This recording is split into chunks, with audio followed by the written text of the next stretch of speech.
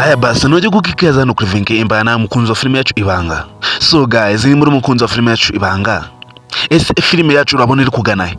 Ese kubona Kiramani na murumuna we ni Yuri urukundo rwabaye urukundo. Urabona filime yacu itageze ahantu aryoshe. So guys, rero niba aribwo bwa mbere wagera hano kuri gicano, kora subscribe ubundi unasharinga kuri bagenzi bawe bake ufite kugira ngo nawe babashe kuba babona ubutumwa bwa muri filime yacu Ibanga.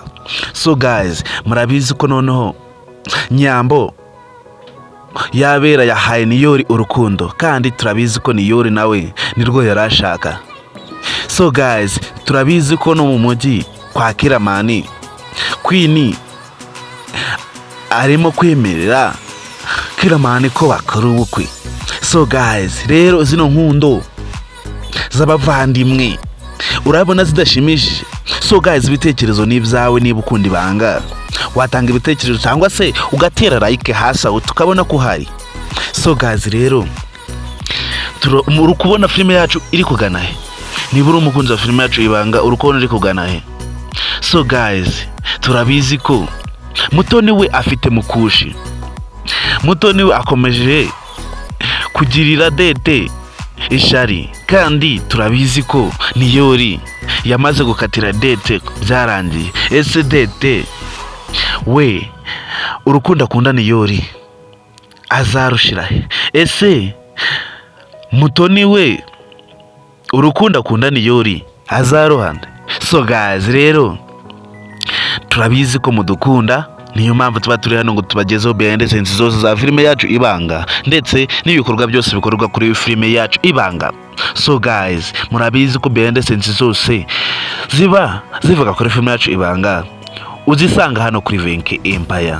Kandi nimba aribwo bwa mbere wabugeze hano kuri Venke Empire, ndagusaba kugira ngo nawe ube watanga igitekerezo cyawe kivuga kuri filime yacu Ibanga, kugira ngo ube waba umunyamuryango wuzuye.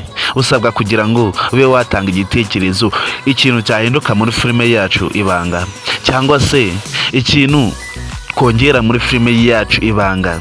Kandi murabizi ko ibitekerezo byanyu byubahirizwa. Murabizi ko twebwe iyo mutanze ibitekerezo tubasubiza, kandi murabizi ko bikurikizwa ibitekerezo byanyu mwatanze kuri filime yacu Ibanga.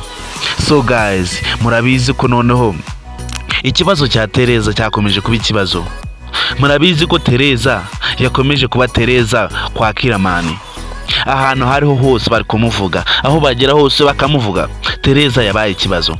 Ese Tereza namara kumenyekana ahantu hatuye bizagenda bite? Ese murabona Tereza batazamugirira nabi? Kandi Tereza yaravuye ku izima ryo gushaka umuhungu we, kandi Tereza turabizi ko atagishaka Kiramani. Turabizi ko ibyo bintu yabivuyemo. Ese Kiramani we iyo mutekereje naza kumenya neza ko Tereza ari mama we, murabona azabyakirute? Ese mama Kiramani we namara kumenya ko Niyori na Kiramani cyangwa se Kiramani atari umuhungu we, murabona azabyakirute? So guys, rero turabizi ko mudukunda cyane, niyo mpamvu natwe tuba turi hano ngo tubagezeho ibikorwa byose bya filime yacu Ibanga.